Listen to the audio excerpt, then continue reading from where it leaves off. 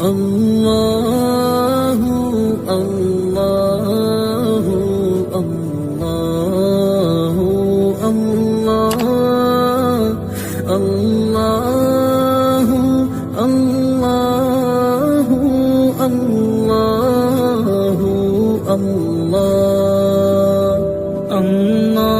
اللہ اللہ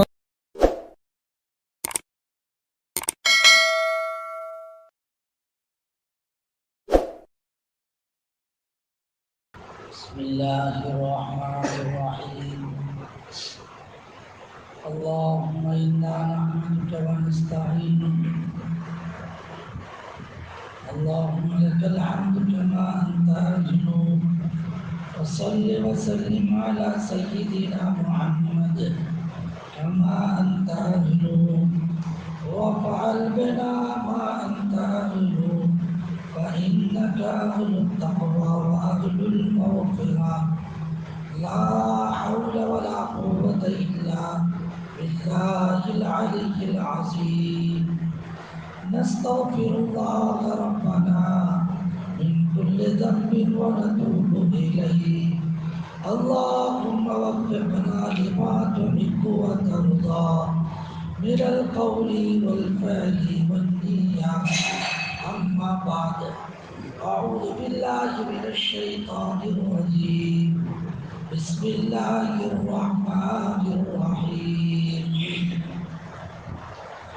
من عمل صالحا من ذكر أو أنثى وهو مؤمن فلنحيينه حياة طيبة ولنجزينهم أجرهم بأحسن ما كانوا يعملون. وقال النبي صلى الله عليه وسلم: اللهم ارزقني طيبا واستعمل لي صالحا، أو كما قال عليه الصلاة والتسليم. صدق الله العلي العظيم وصدق رسوله النبي الكريم، ونحن على ذلك لمن الشاهدين والشاكرين، والحمد لله رب العالمين.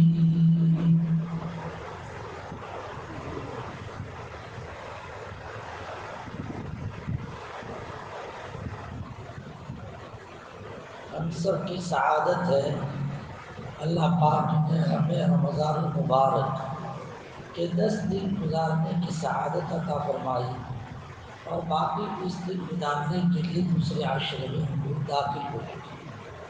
اللہ تعالیٰ ماہ مبارک کی خوب قدردانی کرنے کی توفیق عطا فرمائے. آمین. پاک پروردگار نے مجھے اور آپ کو عبادت کے لیے بنایا. عبادت چند اعمال کے مجموعے کا نام ہے.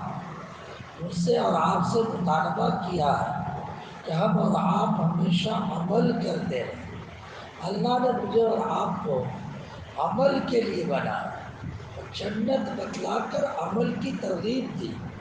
اللہ تعالیٰ نے سورہ صافات کے اندر جنت کا پورا نقشہ بتلایا. جنت کے کھانے اس طرح، جنت کی حوریں اس طرح، جنت کی فلاں چیزیں اس طرح. لیکن اس کے بعد یہ فرمایا لِمِثْلِ هَٰذَا فَلْيَعْمَلِ الْعَامِلُونَ. اس طرح کی جنت کے لیے عمل کرنے والے کو عمل کرنا چاہیے. کہ میرے بھائیوں، زیادہ تر مجھے اور آپ کو ان ایام کے اندر اور جو ان مواقع کے اوپر زیادہ فکر عمل کی کرنی چاہیے. عمل اللہ پاک نے جو بنائے ہیں بڑے عجیب اعمال بنائے ہیں. عمل کی تاثیرات بڑی عجیب و غریب اللہ پاک نے رکھی ہے. ایک ایک عمل کی آپ تاثیر کو اٹھا کر دیکھ لیں. ذکر کی تاثیر کو آپ اٹھا کر دیکھ لیں. خوف و خشیت کی تاثیر کو اٹھا کر دیکھ لیں. نماز کی تاثیر کو آپ اٹھا کے دیکھیں. عجیب طرح کے اللہ پاک نے اس کے اندر اثرات رکھے. ذکر کی تاثیر کیا رکھی ہے؟ قرآن کہتا ہے ذکر سے کیا ملتا ہے؟ اللہ فرماتا ہے وَلَذِكْرُ اللَّهِ أَكْبَرُ. ہے نا؟ وَلَذِكْرُ اللَّهِ أَكْبَرُ. ذکر سب سے بڑی عبادت. اور دوسری جگہ فرمایا اس ذکر سے تمانیت قلبی نصیب ہوتی. الا بذکر اللہ تطمئن القلوب. جو بھی عمل ہے اس عمل کے ذریعے سے اللہ رب العزت مجھے اور آپ کو کوئی نہ کوئی اثر اس کے اندر منتقل فرماتے ہیں۔ ذکر میں اطمینان ہے، ذکر میں نجات ہے، ذکر میں نجات ہے۔ ہاں، ایک حدیث میں آتا ہے اللہ کے نبی علیہ الصلوۃ والتسلیم نے فرمایا، اللہ رب العزت کے عذاب سے بچانے والا، اللہ کے عذاب سے بچانے کے لیے جتنے بھی نسخے ہیں، ان میں سب سے زیادہ پاورفل اگر کوئی نسخہ ہے تو وہ ذکر الہی، سب سے پاورفل ذکر الہی۔ کیوں نہ ہو بھائی؟ اللہ کا ذکر سب سے پاورفل کیوں نہ ہو اللہ کے عذاب سے بچانے کے لیے؟ ہاں، ظاہری بات ہے، قرآن کہتا ہے مجھے یاد کرو میں تم کو یاد کروں گا۔ اور میں نے اور آپ نے مصیبت کے موقع پر جب اللہ کو یاد کیا، اللہ فوراً یاد کرے گی۔ اور اللہ کے یاد کرنے کا مطلب یہ ہوا کہ جس بندے نے مجھے یاد کیا اس بندے کا پرابلم کیا، اس بندے کا پرابلم کیا؟ ہاں، اللہ تعالیٰ اس پرابلم کو حل کرنے میں لگ جاتے ہیں۔ ایک کتاب کے اندر میں نے پڑھا، ایک کتاب میں پڑھا، اور ایک بہت بڑے اللہ والے کی زبان سے بھی ہم نے سنا کہ اس ذکر الہی کے ذریعے سے اللہ رب العزت نجات عطا فرماتے مصیبتوں سے۔ شیخ الہند نور اللہ مرحمتہ کا نام پر کسی نے سنا؟ بہت بڑے اللہ والے، بلکہ دارالعلوم دیوبند کے سب سے پہلے شاگرد، دو محمود کے ذریعے سے مدرسہ چلا، ایک محمود سبق پڑھا رہا ہے اور ایک محمود سبق پڑھ رہا ہے۔ شیخ الہند محمود سے یہ سبق پڑھ رہے تھے، ان کے استاد کا نام محمود تھا، وہ سبق پڑھا رہے اللہ محمود۔ تو شیخ الہند مرحمتہ اللہ پاک نے ان کو عالم بنایا۔ اس کے بعد پاک پروردگار نے خود اس دارالعلوم میں 36 سال تک بخاری شریف پڑھانے کی سعادت عطا فرمائی۔ کتنے سال تک؟ 36 سال تک۔ ہاں، دارالعلوم دیوبند میں 36 سال تک بخاری شریف پڑھائی۔ اور پھر اس 36 سال کے اندر آپ نے حالات بہت دیکھے، بہت دیکھے۔ بخاری شریف فقط اندر دیکھ کے نہیں پڑھائی تھی، اندر دیکھ کے تو پڑھائی، لیکن زمانے کے حالات بھی دیکھے آپ نے۔ ہاں، مجھے پھر آئندہ چل کر کیا کرنا ہے، زمانے کے حالات بھی دیکھے۔ پڑھانے والے کو میں متوجہ کر رہا ہوں، قرآن حدیث تو پڑھتے ہیں اور قرآن حدیث پڑھاتے ہیں، لیکن قرآن حدیث کو پڑھنے پڑھانے کے بعد زمانے کے حالات کو دیکھنا چاہیے کہ اب مجھے لوگوں کو کس جانب رہبری کرنی چاہیے۔ قرآن میں تو یہ آیا، تو اب مجھے لوگوں کو جو ہے اس طرح کے حالات پڑھے تو مجھے ان لوگوں کو اس طرح کی رہبری کرنی چاہیے۔ 36 سال تک بخاری شریف پڑھائی، پھر جب نکلے ہیں ہندوستان کا تختہ پلٹنے کے لیے نکلے۔ ہاں، ہندوستان کا تختہ پلٹ، ریشمی داری تو ہر کو جانتا ہے حضرت کی ریشمی داری کتنی زبردست۔ جب تک پڑھا تو کوئی سمجھ بھی نہیں رہے تھے یہ بوڑھا اتنا کام کرے گا، لیکن جب اٹھے تو پوری دنیا نے دیکھ لیا کہ شیخ الہند کون ہے۔ مجھے اس وقت شیخ الہند کی ایک بات بتلائی، بہرحال انگریزوں کے خلاف آپ نے مورچہ قائم کیا اور انگریزوں کے لیے تو گویا آپ کے کانٹے بن چکے۔ شیخ الہند اللہ مرحمتہ حضرت کو پکڑ کے ڈال دیا مالٹا کی جیل میں، مالٹا کی جیل میں 2 سال تک 2.5 سال تک حضرت مالٹا کی جیل میں رہے، لیکن حضرت کا اپنا معمول برابر جاری تھا، ذکر جاری، نماز جاری، درس جاری، ہر طرح کا جو بھی حضرت کا اپنا معمول تھا وہ اس قید و بند کے اندر بھی جاری تھا۔ ہاں، وہ تو ڈیٹیل میں جب دیکھے نا تب جا کے پتہ چلے کہ حضرت شیخ الہند اللہ محمد نے مالٹا کی جیل کے اندر اوقات کس طرح سے گزارے۔ تو کتاب میں لکھا اور عالم سے سنا ہے، وہ یہ ہے کہ روزانہ فجر کی نماز کے بعد حضرت ذکر کرتے تھے، ذکر فجر کی نماز کے بعد۔ آج ہمارا حال کیا ہے، رمضان مبارک کو فجر کی نماز کے بعد سونے کی فضا ہے نا، کہ جلدی سے سحری ہو اور جلدی سے نماز ہو اور اس کے بعد جلدی سے سو جائے۔ نہیں میرے بھائی، ایسی بات تھوڑی ہونی چاہیے۔ آڑے دنوں میں جو کام نہیں کرتے تھے وہ ماہ مبارک کے اندر کرنا چاہیے۔ اللہ کے نبی علیہ الصلوۃ والتسلیم کی سنت ہے، سنت فجر کی نماز کے بعد اللہ کے نبی علیہ السلام سوتے نہیں تھے. فجر کی نماز کے بعد سے لے کے اشراق تک اللہ کے نبی علیہ السلام و تسلیم مسجد کے اندر متربعاً چوکڑی مان کے بیٹھتے تھے اور ذکر اللہ میں رہتے تھے حتی طلعت الشمس، جب تک کہ سورج طلوع نہ ہو جائے وہاں تک. جی آڑے دنوں میں میرے آقا کا یہ عمل، رمضان میں تو کیا پوچھنا، رمضان میں تو بہتری کیا اولا اللہ کے نبی علیہ السلام نے اس کا اہتمام کیا. مجھے اور آپ کو بھی یہ کرنا چاہیے. ہاں اسی لیے تو میں یہ کہتا ہوں کہ رمضان کا ہمارا ٹائم ٹیبل صحیح ہونا چاہیے. رمضان کا ٹائم ٹیبل صحیح ہونا چاہیے. آپ واقعاتاً 7 گھنٹے سو، 7 گھنٹے سو، منع نہیں کرتا بلکہ میں تو تاکید کرتا ہوں 7 گھنٹے سونے چاہیے، نہ کم نہ زیادہ. جی پہلے تو کچھ اللہ والے ایسے تھے کہ جو فقط 5 منٹ سوتے تھے. امام ابو حنیفہ رحمۃ اللہ علیہ 40 سال تک اللہ کے بندے نے کیا کیا، عشاء کی نماز سے فجر کی جماعت، عشاء کی نماز، عشاء کے وضو سے فجر کی آپ نے نماز ادا کی. اس کا مطلب ہے کہ رات بھر سوئے نہیں، رات بھر سوئے نہیں، فقط دوپہر کو قیلولہ کرتے تھے. اور وہ بھی یہ کہ اللہ کے نبی علیہ السلام کی سنت ہے. کسی نے حضرت سے پوچھا حضرت یہ طاقت کہاں سے آئی؟ فرمایا یہ طاقت آئی، میں اللہ کے جو نام ہے وہ اللہ کے نام خاص انداز سے پڑھتا، لیکن وہ خاص انداز مجھے کہیں ملا نہیں. یہ صاف بات کہہ دیتا ہوں، وہ خاص انداز مجھے کہیں نہیں ملا، تاکہ یہ اللہ کے نام میں خاص انداز سے پڑھتا ہوں.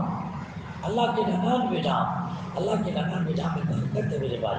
ہاں تو امام ابو حنیفہ رحمۃ اللہ علیہ 40 سال تک آپ نے اس طرح سے کیا. دوپہر کو قیلولہ تھوڑی دیر کے لیے کرتے تھے. اس کا مطلب ہے کہ آدھا گھنٹہ بھی نہیں سوئے حضرت. وہ تھے، انہیں طاقت تھی، روحانی پاور تھا. لیکن آج کل تو ہمارے قوا کمزور ہو گئے، بدنی طاقت بالکل کمزور ہو چکی. اس لیے میں لوگوں سے کہتا ہوں کہ بھائی وہ جو 7 گھنٹے جو کہا جاتا ہے یہ 7 گھنٹے تو برابر آرام کرنا چاہیے، لیکن پھر 7 گھنٹے سے زیادہ نہیں ہونا چاہیے. 7 گھنٹے سے کم بھی نہیں، زیادہ بھی نہیں. ہاں 7 گھنٹے سے زیادہ کرو گے تو سستی زیادہ آئے گی، اور 7 گھنٹے سے کم کرو گے تو اس وقت کے جو حالات ہیں اس حالات کے اعتبار سے ممکن ہے کہ دماغ متاثر ہو جائے، دماغ متاثر ہو جائے. اب آپ یہ 7 گھنٹے کی ترتیب بنا لو کہ بھائی رات کو جو ہے نا 4 گھنٹے سونے ہیں، صبح کو مجھے جو ہے عشاء کے بعد یہ 2 گھنٹے سونے ہیں، فلاں وقت پر 1 گھنٹہ سونا ہے، بس اپنے 7 گھنٹے کو مکمل کرو. اب آدمی یہ چاہتا ہے رات بھر گھومتا پھرتا رہے، رات بھر گھومتا پھرتا رہے اور پھر اندر جا کر فجر کی نماز کے بعد سو جائے. 12 بجے تک وہ سوتا ہے، زور کے بعد بھی سوتا ہے. ترتیب کچھ نہیں، تلاوت کب کرے گا؟ رات کو تو پھر دوسرے جو ہے رات تو جاگ کر نکالی، لیکن وہ رات کا جاگنا بھی کوئی عبادت تھوڑی. یہ دوست ملا، فلاں ملا، فلاں ملا، میرے بھائیوں اس سے اللہ خوش نہیں ہوتے، اس سے اللہ خوش نہیں ہوتے. اللہ تو اس سے خوش ہوتا ہے کہ اپنے اوقات کو قابو میں لا دے.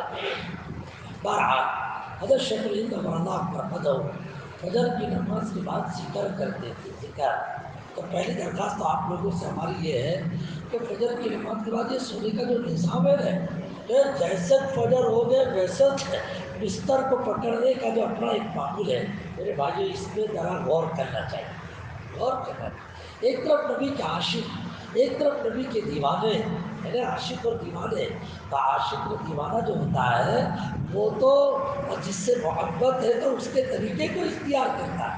آپ دیکھو لوگ عشق و مستی کے اندر بال کیسے کٹواتے ہیں، کیسے کٹوا رہے ہیں، عشق و مستی کے اندر اپنے کپڑے کس طرح سے پہنتے ہیں. ہاں اور کہتے ہیں کہ جی ہم سب سے زیادہ صاحب حیثیت. یہ صاحب حیثیت کا حال یہ کہ وہ جو اپنے پاجامے کو پہنا ہے وہ گھٹنوں سے بھی پھٹی ہے، وہ رانوں سے بھی پھٹی ہے، کہہ رہے صاحب حیثیت دکھلانے کے لیے اس طرح کی باتیں. بہرحال تو جناب رسول پاک صلی اللہ علیہ وسلم فجر کی نماز کے بعد اشراق تک نہ سوتے تھے، نہ سونے والے کو جب دیکھتے تو آقا خوش نہیں ہوتے. چنانچہ روایت میں آتا اللہ کے نبی علیہ السلام و تسلیم ایک مرتبہ بی بی فاطمہ کے مکان پر گئے. فجر کی نماز کے بعد دیکھا کہ بیٹی سو گئی، اللہ کے نبی علیہ السلام نے فرمایا بیٹی یہ چیز مناسب نہیں ہے کہ فجر کی نماز کے بعد سو جاؤ۔ فجر کی نماز کے بعد تو اللہ روزی تقسیم کرتے ہیں، روزی تقسیم کرتے ہیں، اللہ فرشتوں کو بھیجتے ہیں میرے بندوں کو روزی دے کے آؤ۔ اب اللہ تعالیٰ روزی دینے کے لیے فرشتوں کو بھیجے نہ، ہم اپنے پاپ کو پھیلائے ہوئے ہیں، تو ظاہری بات ہے کہ میرا تمہارا بھلا کیسے ہوگا؟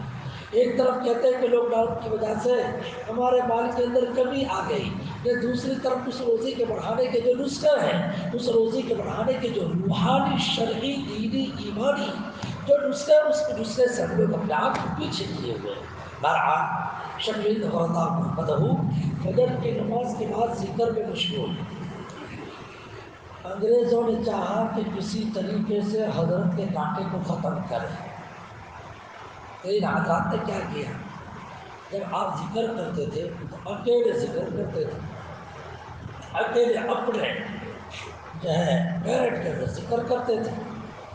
ان حضرات نے جو ہے بہت بڑا زہریلا سانپ، بہت بڑا زہریلا سانپ جس کا زہر بہت ہی خطرناک تھا، وہ حضرت کے کمرے کی طرف بھیج دیا، حضرت کے کمرے کی طرف بھیجا۔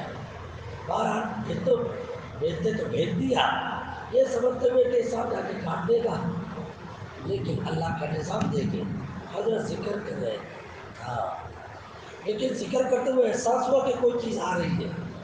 حضرت نے کنکیوں سے دیکھ لیا سانپ، اور ایمان والے کی فراست بڑی عجیب ہوتی ہے، اتقوا فراست المؤمن، تو حضرت رحمۃ اللہ علیہ پوری بات سمجھ گئے، یہ انگریزوں نے چال چلی ہے۔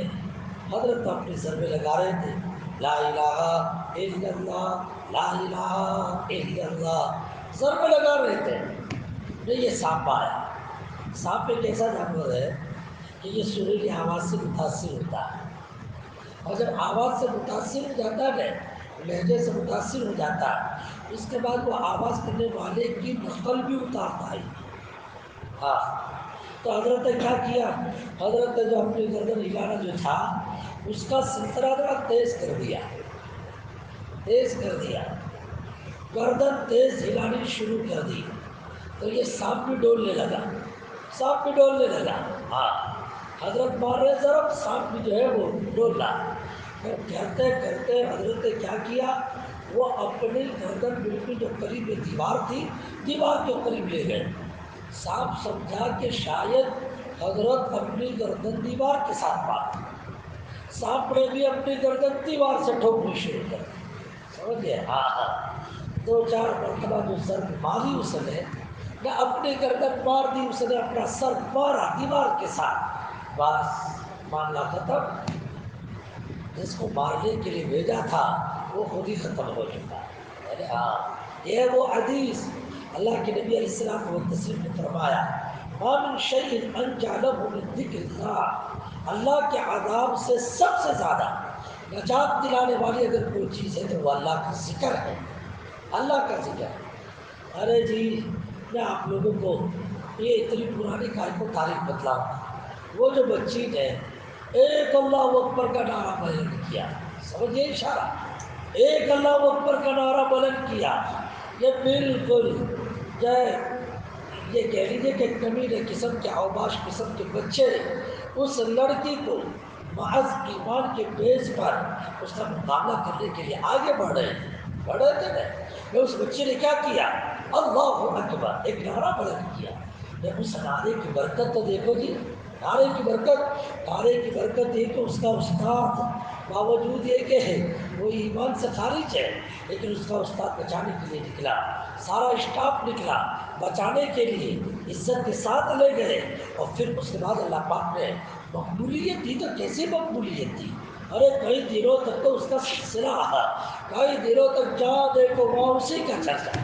یہ قرآن کی آیت ہے، اللہ فرماتے ہیں جب باطل ٹکرائے تو ذکر اللہ ہونا چاہیے، جب باطل ٹکرائے تو ذکر اللہ ہونا چاہیے۔ اللہ فرماتے ہیں یا ایھا الذین آمنوا اذا لقیتم فئۃ فاثبتوا واذکروا اللہ، یہ فرمایا اے ایمان والو، جب باطل کی جماعت تم سے نمٹنے لگے تو اس وقت جب بزدلی نہیں تو اس وقت قدم کو جماؤ، وذکر اللہ کا نام لو، ذکر اللہ کرو۔ دیکھو پھر آگے چل کر اللہ نے فرمایا فَاذْكُرُوا وَاذْكُرُوا اللَّهَ كَثِيرًا لَعَلَّكُمْ تُفْلِحُونَ۔ اللہ کا ذکر کرو، اللہ پاک تمہیں کامیاب بنائے۔ کر کے تو دیکھو، بتاؤ اس وقت فطرے کا ماحول ہے کہ نہیں ہے؟ ہاں، پہلے کبھی اس طرح کی چیزیں ہوتی تھی، اب میں ان کے تہوار وغیرہ پہ جانا نہیں چاہتا، پہلے کبھی اس طرح کا ہوتا تھا نا، ان کی پوری اپنی ایک ترتیب ہے۔ ایسے موقع پر ہمارا ذکر بڑھنا چاہیے تھا، ایسے موقع پر ہمارا ذکر بڑھنا چاہیے تھا۔ تیسرے کلمے کی تصویر، چوتھے کلمے کی تصویر، یا حیّ یا قیوم کی تصویر، جو ہے مجھے اور آپ کو لا حول ولا قوت الا باللہ ان اذکار کا اہتمام کرنا چاہیے۔ آپ کہاں ہے سمجھے؟ یہ وہی یا حیّ یا قیوم برحمتک استغیث ہے، یہ وہی یا حیّ یا قیوم برحمتک استغیث ہے کہ بدر کے موقع پر جناب رسول پاک صلی اللہ علیہ وسلم نے پوری رات سجدے کے اندر اگر کوئی تسبیح پڑھی ہے تو کون سی تسبیح پڑھی ہے؟ یا حیّ یا قیوم برحمتک استغیث۔ ہاں، اس کے ذریعے سے اللہ پاک نے 313 کو 1000 کے اوپر اللہ پاک کو کامیاب بنایا۔ ذکر یا حیّ یا قیوم برحمتک استغیث۔ احزاب کے موقع پر اللہ پاک نے کامیابی ذکر نے دعا پہ دی، ذکر نے دعا تدبیر تو کیا اللہ کے نبی علیہ الصلوۃ والتسلیم نے کہ لمبی کھائے 2.5 میل کی لمبی کھائے کھودی جناب رسول پاک صلی اللہ علیہ وسلم، لیکن دیکھا کھائے تو کھودی مگر دشمن 10,000 کا ٹولہ لے کے کھڑا، 10,000 کا ٹولہ لے کے کھڑا، ادھر صحابہ کرام 3,000 اور مجاہد کو کامیابی نظر نہیں آ رہی ہے اور یہ برابر جمے ہوئے ہیں۔ جناب رسول پاک صلی اللہ علیہ وسلم نے کیا کیا؟ وہاں قریب میں ٹیلا تھا، اس ٹیلے پہ اللہ کے نبی علیہ السلام تشریف لے گئے۔ ٹیلے پہ تشریف لے جانے کے بعد 3 دن تک دعا کی، 3 دن تک دعا کی۔ اس مسجد کو کہتے ہیں مسجد اجابہ، پیر منگل اور بدھ، پیر کے دن دعا کی قبولیت نظر نہیں آئی، منگل کو بھی جو ہے آپ نے دعا فرمائی، دعا کی قبولیت نظر نہیں آئی، بدھ کا دن آیا، آقا نے دعا کی، اس کے بعد اللہ کے نبی علیہ الصلوۃ والتسلیم نے دیکھا کہ اللہ پاک نے پورا نقشہ بدل دیا، پورا نقشہ۔ آندھی چلی، ایسی آندھی چلی کہ جس آندھی نے ان کے خیموں کو اکھاڑ کے پھینک دیا، انہوں نے جس کھوٹے کے ساتھ اپنے جانوروں کو باندھا تھا وہ کھوٹے اکھاڑ دیے گئے، سارے کھوٹے اکھاڑ دیے گئے۔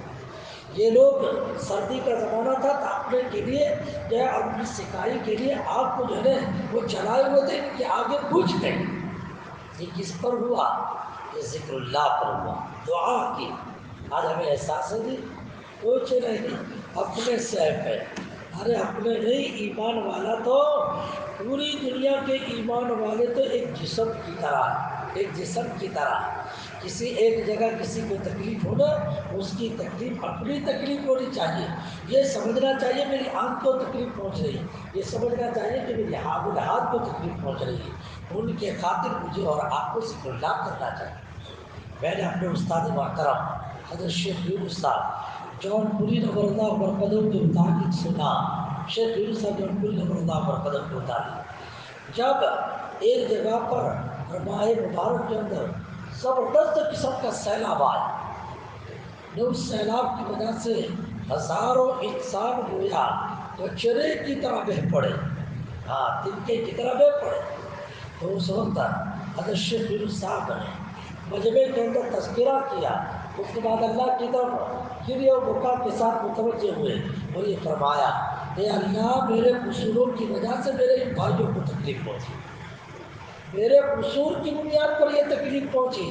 آج ہم کو اس طرح کا کہیں احساس ہوتا ہے؟ نہیں، بالکل نہیں۔ ہم تو ایسے موقع پر یہ کہیں ہاں بھائی ان سے مجھ کو تاہیہ ہوئی ہوگی، اس وجہ سے ان کو پر اس طرح سے حالات آئے، ہم پر ایسے حالات نہیں آئے۔ ہر ایمان والے کو چاہیے جہاں کہیں پر بھی کسی کی پریشانی، وہ پریشانی اپنی پریشانی سمجھنی چاہیے۔ میرے بھائیوں، اس وقت ذکر اللہ کی کثرت کا موقع ہے۔ میں جگہ جگہ ابھی اس وقت جہاں سے آ رہا ہوں 2 باتیں کہہ رہا ہوں، ایک تو یہ کہ ذکر اللہ بڑھاؤ، دوسرا یہ کہہ رہا ہوں دعا بڑھاؤ، دعا کی مقدار بڑھاؤ۔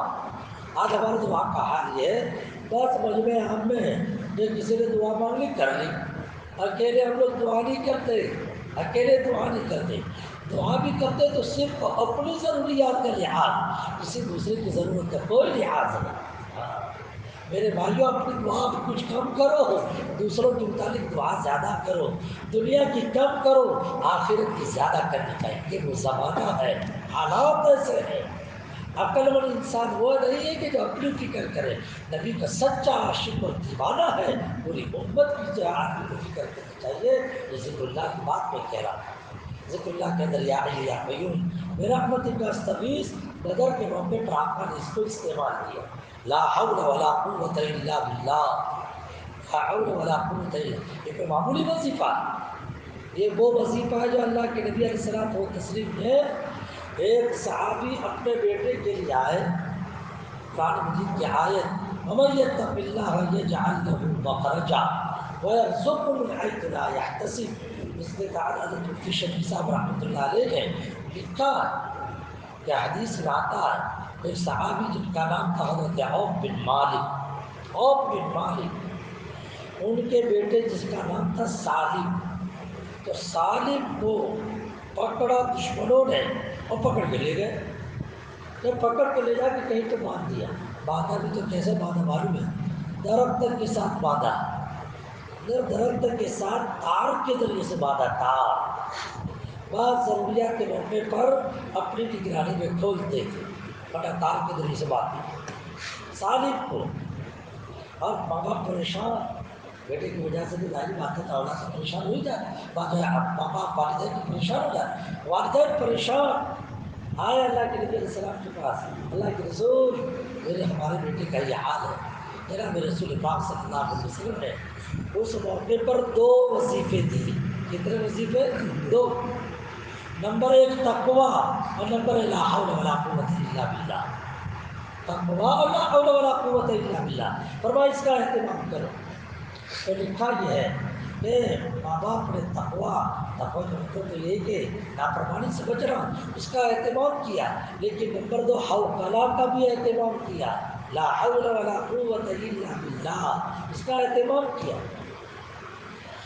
ابھی 2-3 دن گزرے نے پڑھائی تھا ماں باپ نے اس کا اثر کہاں پہنچا؟ اس کا اثر وہاں پہ پہنچا جہاں بچہ بندھا ہوا تھا، وہ جس تار میں بندھا ہوا تھا اچانک وہ تار ٹوٹنے شروع ہو گئی، اللہ کے نظام، آج وہ تار ٹوٹنے شروع ہو گئے، اللہ ہر چیز کے اوپر قادر ہے، جو وہ بچہ جو بندھا ہوا تھا وہ تار اس کے خود بخود جب ٹوٹ گئے تو وہ چھوٹ نکلا، اس نے ادھر ادھر دیکھا کہ کوئی مخالف اور کوئی دشمن یہاں پر نہیں ہے، تو بچے نے جو ہے راستہ پکڑا، جیسے ہی اپنے گھر کی طرف آ رہا تھا تو دشمن کا جو علاقہ تھا اس علاقے میں سامنے کو جو ہے نا وہ اونٹنیاں پڑی ہوئی تھی، ایک اونٹنی پکڑی تو اس اونٹنی کے اوپر سوار ہوا، باقی اونٹنیاں اس ایک اونٹنی پر بیٹھا تو باقی اونٹنیاں وہ سب ساتھ پہ ہو گئی، تو یہ اللہ کا بندہ جن کا نام تھا سالم، وہ سب لے کے چل دیا، دشمن کی ساری اونٹنیاں لے کے، سمجھ رہے، ایک طرف رہائی بھی اور دوسری طرف اللہ پاک نے مال غنیمت بھی پہنچا دیا۔ یہ جب مکان پہ پہنچے نے دستک دی، کہا کون؟ کہا بیٹا سالم، تو ماننے کے لیے تیار ہے، سالم، میرے سالم کا کہاں یہاں پر زندگی نہیں، سالم کا تصور کیسے ہو سکتا ہے، سالم کو تو جو ہے لوگوں نے تار سے باندھ دیا، فرمایا ذرا دیکھو تو صحیح، دیکھا تو واقعتاً سالم ہے، اور دیکھا کہ وہ سارا آگ اور مٹیوں سے بھرا، یہ کیا؟ تو پوری داستان سنا دی، اللہ کے نبی علیہ السلام کے پاس مارے خوشی آئے، اللہ کے رسول سالم کہا لیکن تو ساری اونٹنیاں بھی لے کے آیا، ہمارے لیے جائز ہے کہ نہیں ہے؟ آپ نے فرمایا مال غنیمت ہے، مال غنیمت ہے، یہ کس کی برکت؟ حوقلہ، لا حول ولا قوت الا باللہ، اسی لیے اللہ والے یہ ختم خاتمہ کا جو سلسلہ ہے نا، ختم خاتمہ اور اہتمام کے ساتھ کرتے ہیں۔ ختم خاتمہ میں کیا ہوتا ہے؟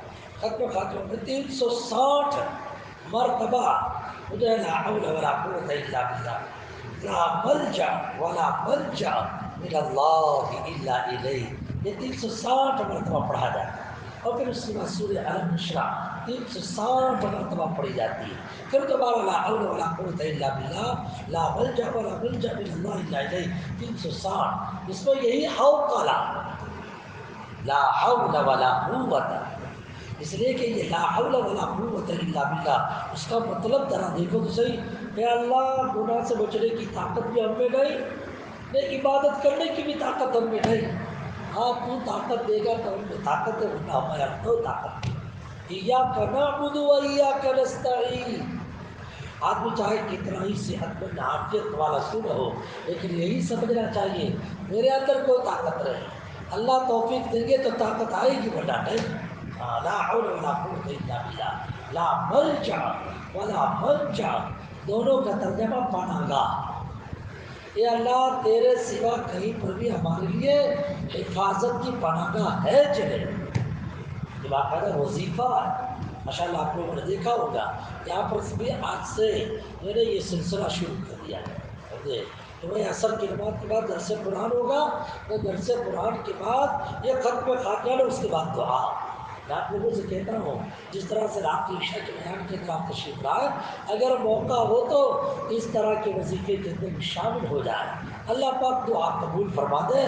نہ معلوم کس وقت کی دعا میرے تمہارے حق میں، اس وقت کے حالات میں، مستقبل کے حالات میں، کس وقت کی دعا میرے تمہارے لیے ڈھال بن جائے، میرے تمہاری حفاظت کا سامان بن جائے۔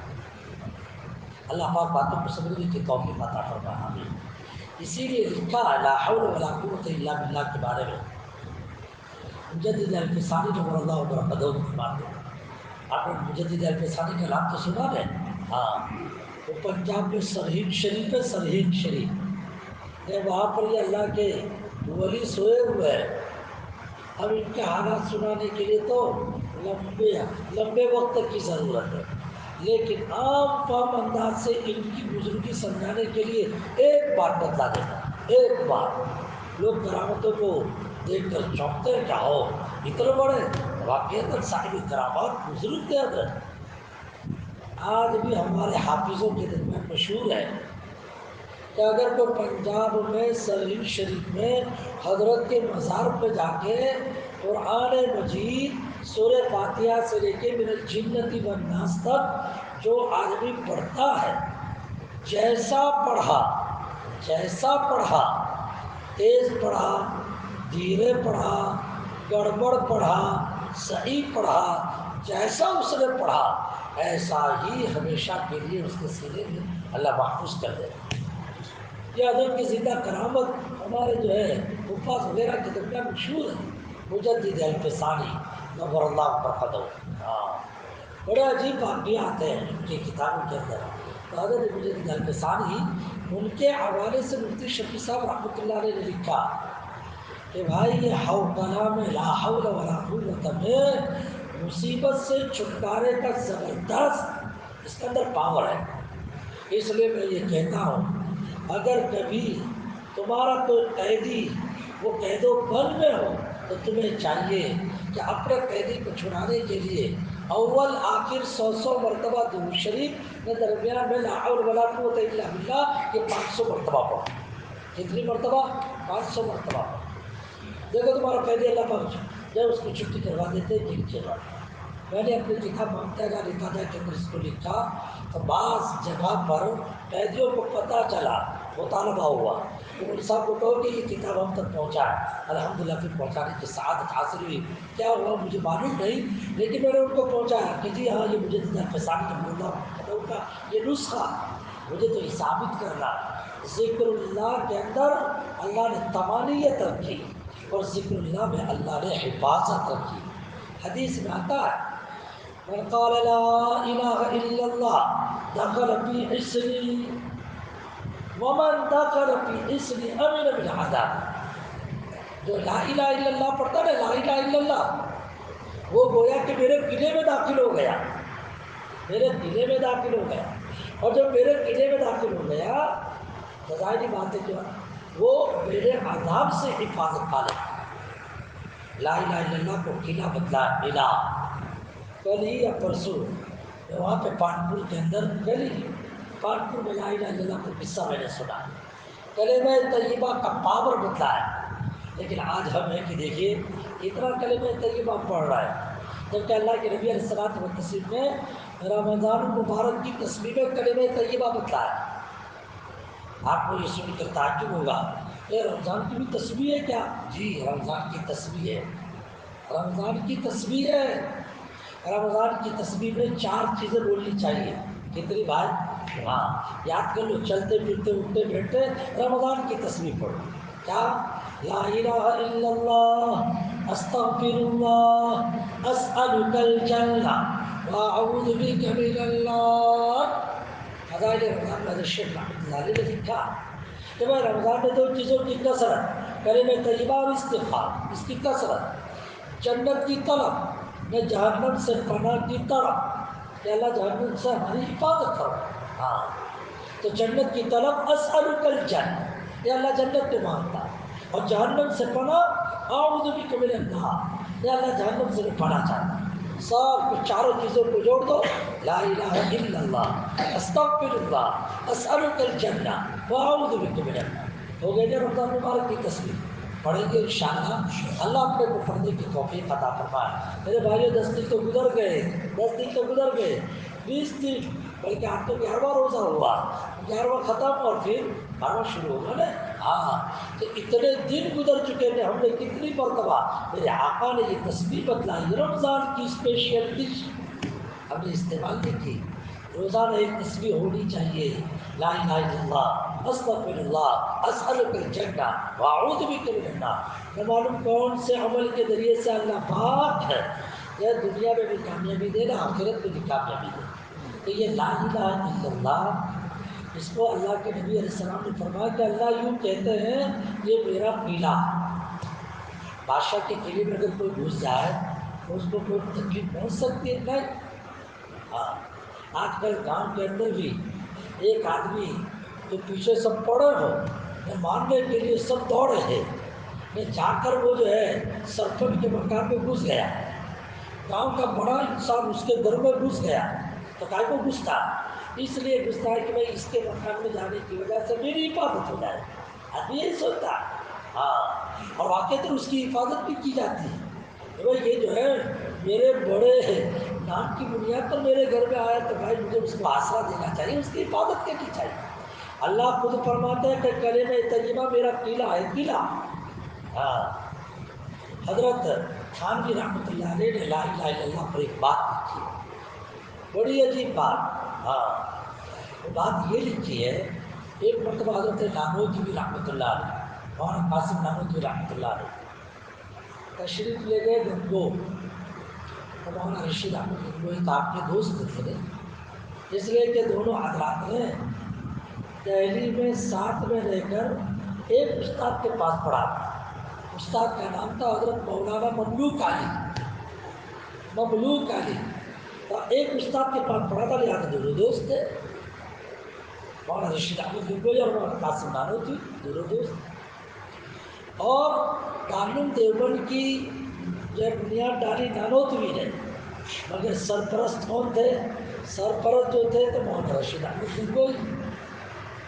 مولانا رشید احمد گنگوئی گنگو میں خانقاہ چلاتے تھے، ان کی خانقاہ اور خانقاہ کے پاس جو ہے مسجد، تو لکھا ہے کہ اسی مسجد میں وضو کرنے کے لیے کنواں بنا ہوا ہے۔ یہ کنواں جو تھا اس کنواں پہ لوگ ایسا پڑا رہتا تھا، یہ قریب میں لوٹے پڑے رہتے تھے، لوٹے، یہ لوٹے بھی کون سے؟ مٹی والے، مٹی والے لوٹے پڑے رہتے تھے۔ اب ظاہری بات ہے کہ مٹی والے لوٹے تو بہت جلدی ٹوٹ بھی جاوے، اس لیے ادلا بدلی تو ہوتی ہی رہتی تھی، یہ ٹوٹا تو دوسرا نیا لا کے رکھ دیں۔ ایک مرتبہ ظہر کا وقت تھا، ظہر کے وقت میں سب خانقاہ میں سوئے ہوئے تھے، حضرت مولانا قاسم نانوتوی رحمۃ اللہ علیہ تشریف لائے دیوبند سے، دیکھا کہ ابھی سب سو رہے ہیں، وقت پہ اٹھیں گے، چلو میں پہلے ذرا وضو کریں۔ تو وضو کرنے کے لیے کہاں پہنچے؟ وضو کرنے کے لیے وہاں پہ کنویں پہ پہنچے، بہت سارے لوٹے رکھے ہوئے تھے، اس سے پہلے بھی حضرت آئے تھے تو حضرت نے وضو کیا تھا، آج وضو کرنے کے لیے بیٹھے تو اتفاق کی بات، آپ نے جو لوٹا لیا وہ بالکل نیا لوٹا لیا، جس کو اس سے پہلے کسی نے استعمال نہیں کیا، وہ لوٹا لیا، میں پانی اس میں نکال کے ڈالا، جب نکال کے ڈالنے کے بعد اب حضرت نے وضو کرنا شروع کیا، اور وضو کی ترتیب میں ہماری ترتیب تو یہ کہ پہلے دو ہاتھ کو تو دو ہے، پھر کلی، تو گھنٹے تو دیا وہاں تک تو کوئی احساس نہیں ہوا، لیکن جیسے کلی کی تو پانی ایک دم کڑوا، حضرت پریشان، بھائی یہ پانی کڑوا کیوں؟ یہاں تو میں 50 مرتبہ وضو کیا، کبھی جو ہے پانی میں نے یہاں کا کڑوا نہیں دیکھا، یہ پانی کڑوا کیوں؟ بہت پریشان، تو ادھر ادھر دیکھا نہیں۔ پھر اس کے بعد حضرت نے دوسرا بدنہ لیا، یہ بدنہ پہلے سے یوز ہوتا ہوا آ رہا ہے، وہ مستعمل تھا، ہاں یہ کوڑا نہیں تھا، اس سے پہلے استعمال ہو چکا تھا، اس میں پانی ڈالا، اس سے پانی ڈالا تو حضرت وضو کرنے لگے، جو حضرت وضو کرنے جو لگے تو یہ پانی بالکل صاف کلین، یہ کوڑا، یہ کڑوا نہیں تھا۔ حضرت پریشان، یہ نئے میں کڑوا نہیں، اس میں کڑوا نہیں، یہ ہے کیا چیز؟ خیر حضرت نے انتظار کیا کہ مولانا رشید احمد گنگوئی بیدار ہو، ان سے میں مذاکرہ کروں۔ اتنے میں خانقاہ کے اندر سب بیدار ہونے لگے، سب وضو کرنے کے لیے آئے، یہ وہ لوٹا اٹھا کے لا کر حضرت کی خدمت، حضرت سے ملاقات ہوئی، سب کچھ ہوا، اس کے بعد کہا حضرت ایک عجوبہ، اس بدلے میں پانی لیا تو کڑوا، باقی سب بدلے میں پانی لے رہا تو کڑوا نہیں، حضرت یہ کیا چیز ہے؟ اچھا ایسی بات ہے، لا بھائی چکو، حضرت بھی چکا، واقعی تو اسی طریقے سے تھا۔ حضرت نے کہا چلو میں نماز پڑھ لوں، پہلے سنتیں پڑھ لی، نماز پڑھ لی۔ اب جب نماز پڑھ لی اس کے بعد حضرت نے کہا بھائی دو چار اور کو کہا بھائی تم لوگ بھی لوگ کو پانی کڑوا ہے یا پھر جو ہے وہ میٹھا ہے؟ تو دیکھا کہ پانی کڑوا ہی ہے۔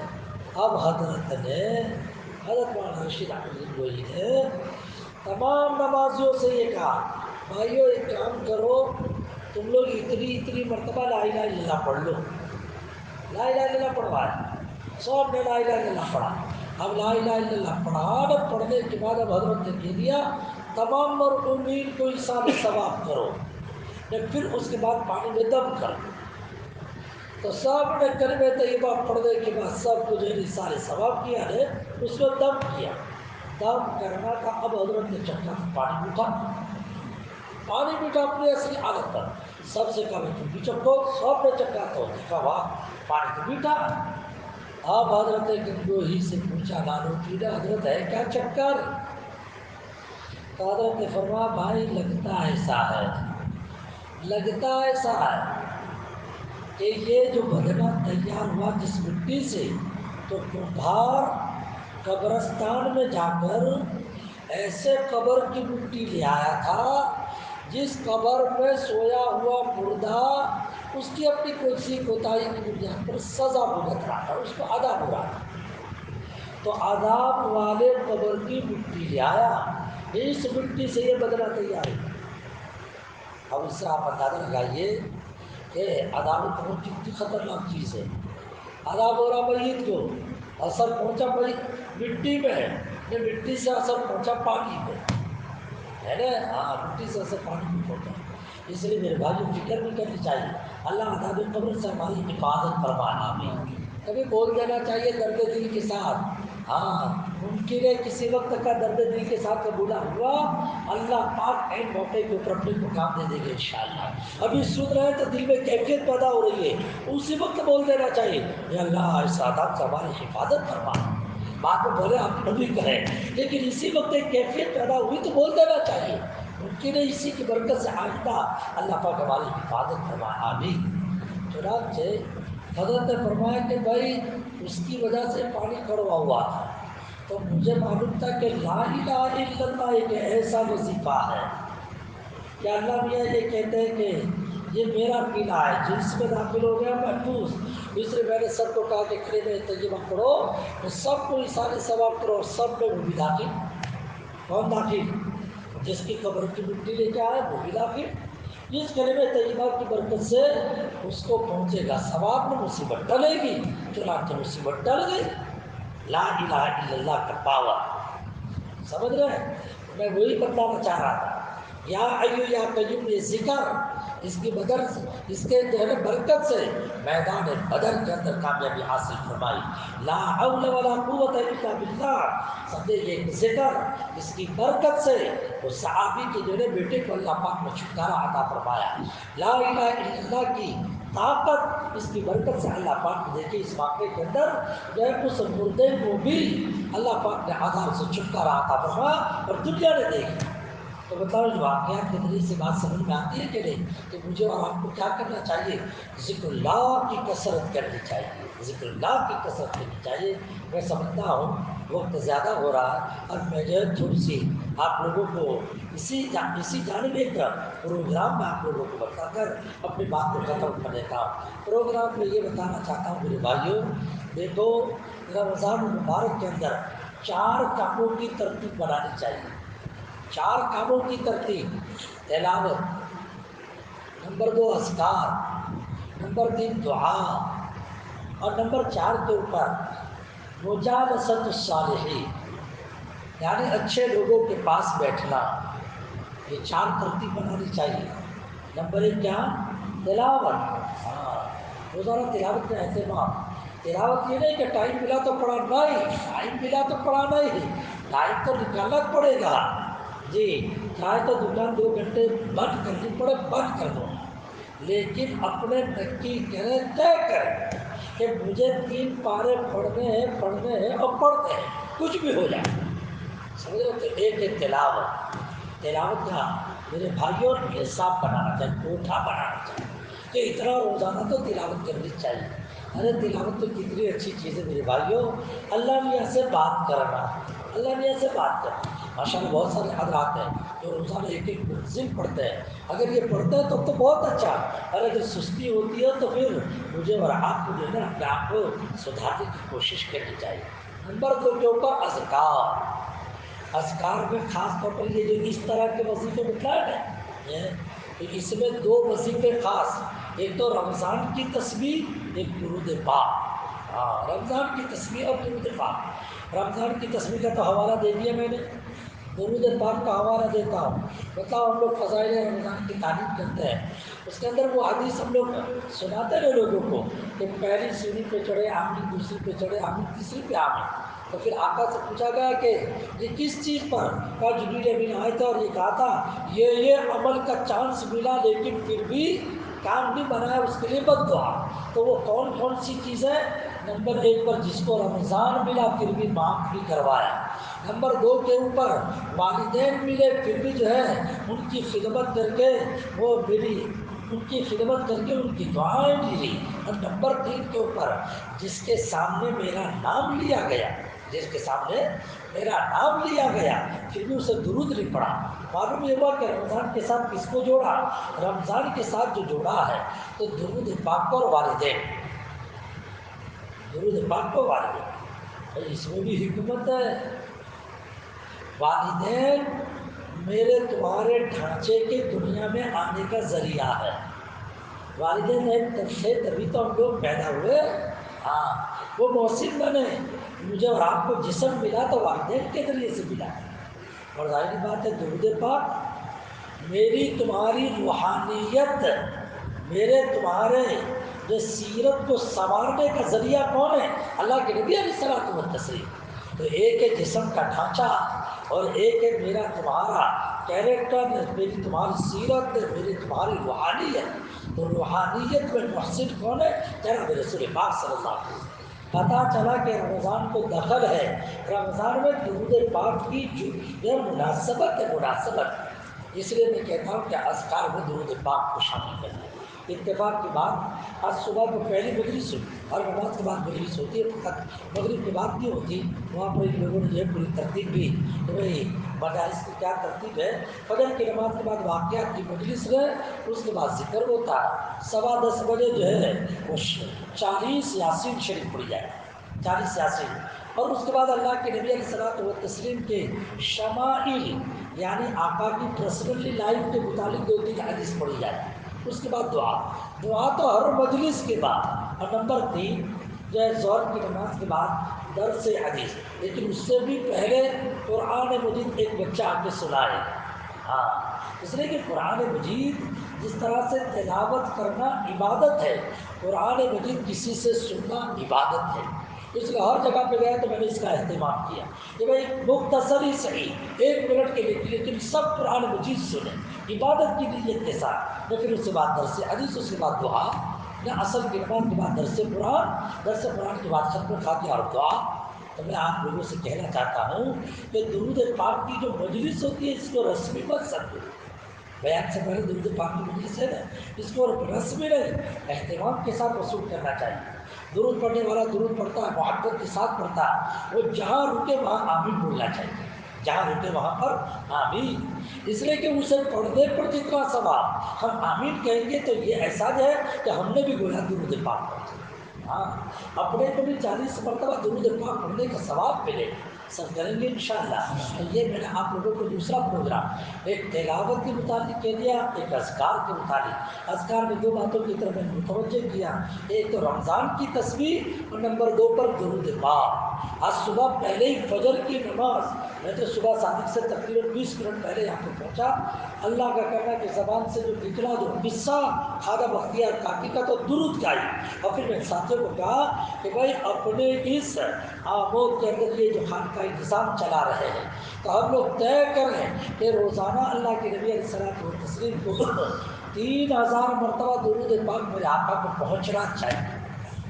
اور اس کے لیے سب ساتھیوں کو میں نے تیار کیا کہ 313 313 313 درود پاک سب پڑھیں. اب آپ لوگوں سے بھی درخواست کرتا ہوں، ماشاء اللہ آپ لوگ آئے ہیں تو آپ لوگ جو ہے اپنے دل پہ لے کے جائیں، چلتے پھرتے اٹھتے بیٹھتے 313 مرتبہ درود پاک پڑھیں. ہاں، یہ درود پاک کو رمضان کے ساتھ مناسبت ہے.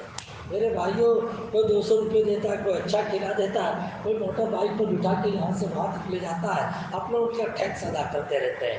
اللہ کے نبی کے ذریعے سے اپنے کو کیا کیا نہیں ملا ہے، سب کچھ ملا ہے. تو کیا اس نبی کا احسان بھی ادا کریں؟ ہم سمجھے ادا کرنا چاہیے. سب کرو گے انشاءاللہ.